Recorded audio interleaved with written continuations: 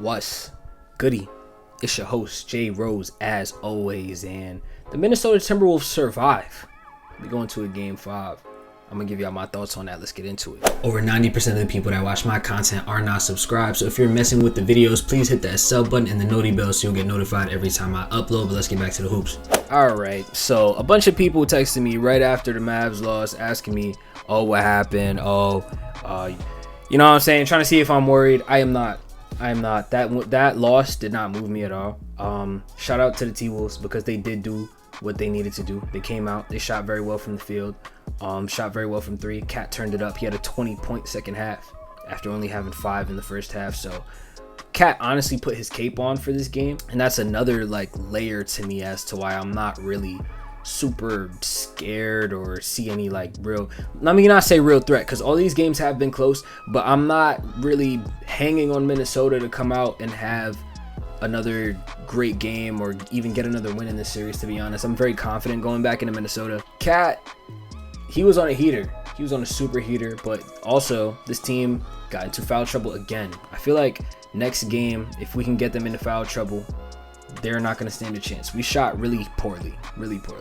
Kyrie Irving shot 5 for 16, I believe. Luka shot 7 for 19 or something like that. It was just a really bad shooting night. PJ Washington shot 2 for 12, something like that. It was very bad. Overall, those 3 guys shot terrible. Absolutely terrible. And those are the 3 guys that we look at the most, especially to hit threes at the very least, to hit your open shots. Kyrie was out there missing layups, missing open threes, missing easy jumpers, missing easy floaters that he usually hits. So I'm not expecting Kyrie Irving to come out here and do that again. I think he was probably a bit lax, got a little bit ahead of himself because it is a 3-0 lead. So I'm sure he was take your foot off the gas a little bit. He even said it before the game. The other guys are treating this like the Super Bowl. I'm treating it like another game. You probably should have treated it like the Super Bowl because we'd already be going to the finals, but I'm not worried about it. Like I said, a 3-0 lead has never been come back from. It's never been done. I think we're clearly the better team. I think down the stretch we've been much better throughout the series in the clutch moments. The Timberwolves got us last game. We couldn't hit any shots. And even at that, Luka still hit some magical and 1 3-pointer at the end of the game. He missed the free throw, so it didn't matter. But we're still this close. I feel like as a whole, we didn't have a great game. We did get some major contributions. Jaden Hardy came out. He shot the lights out. Dante Exum hit a couple of threes. So we did get our contributions off the bench here and there. But overall, from the stars and the guys I expect to perform, they didn't have an efficient game. They didn't have a super great game either. Kyrie, he just has to do more in the offensive column. To be honest, that's what he's here for. That's what he's been doing the entire series. So to watch him come out and have a stinker like that, it happens. But yeah, I'm not expecting that to happen next game. Anthony Edwards, I've seen a trend where every single game he's looked exhausted. I was told that he was tired because he went game 7 last series. It's been almost a week and a half since that's happened, and Anthony Edwards still gets tired in all of these games. He closed the game out very well last night, so I'm not gonna bash him or drag him or anything like that, but I will say, watching the game, bro was exhausted. He couldn't get to his spots the way he wanted to. I remember he had the little pivot moves. He made Gaff jump into Derrick Jones Jr. in the post. It was a great move, but that's really what it took for him to get a bucket. He wasn't getting anything easy. He couldn't get to his spots. There wasn't a lot of lift on his legs. The speed was clearly a little slower than he usually is. So Anthony Edwards is definitely getting fatigued.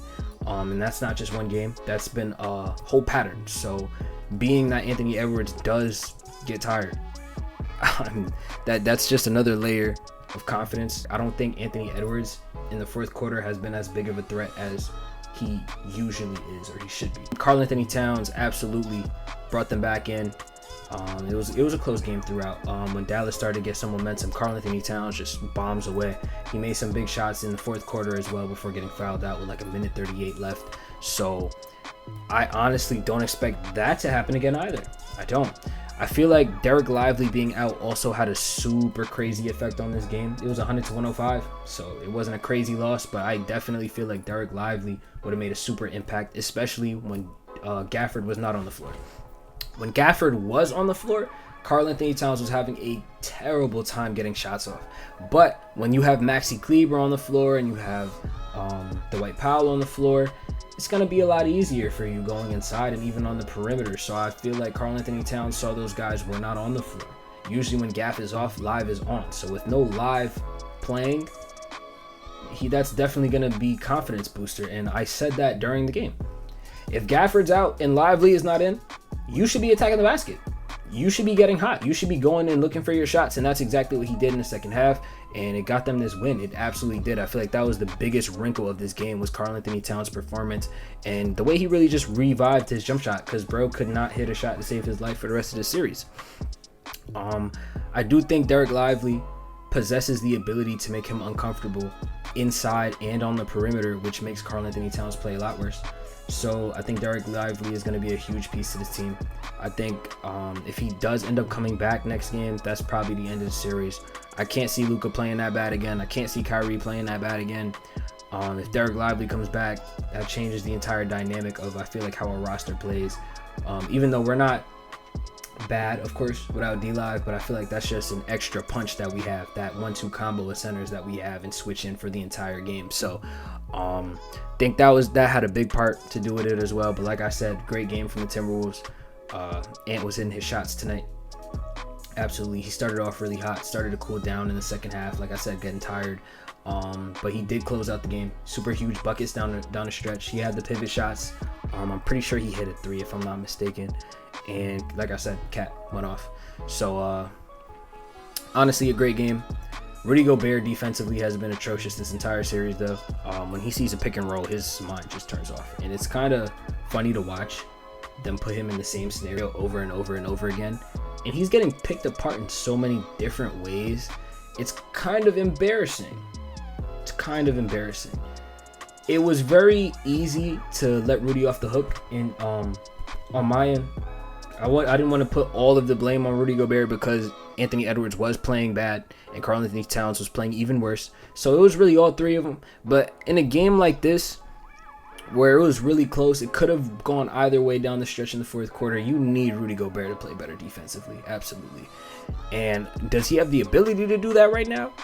It's not looking like it. It's really not. So if it does come down to another game where Cat and Ant are playing well and Rudy just is a traffic cone out there and really a nothing on offense, even though he did have his 13 points today and he did have a couple of moves, but on a regular, when Rudy catches the ball, he does not look like a threat at all. I feel like the T-Wolves do have to do a bit of retooling in order to really upgrade this roster. I feel like they're just missing that scorer. They don't have, outside of Anthony Edwards, they don't have a confident ball handling scorer who's there specifically to do that.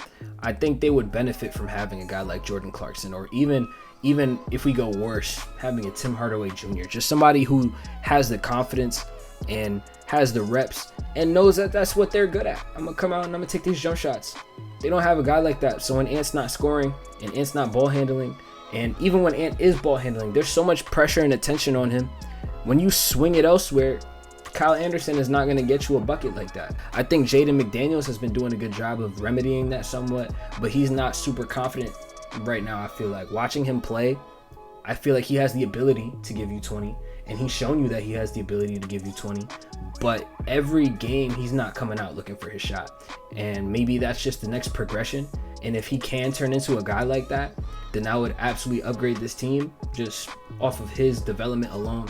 But I think they do really need that second scorer in order to really compete and go win a championship if that's their goal. You know what I'm saying? But that's really all I have to say about that game. Not worried about it. Mavs in 5, and I'll catch you on the next one.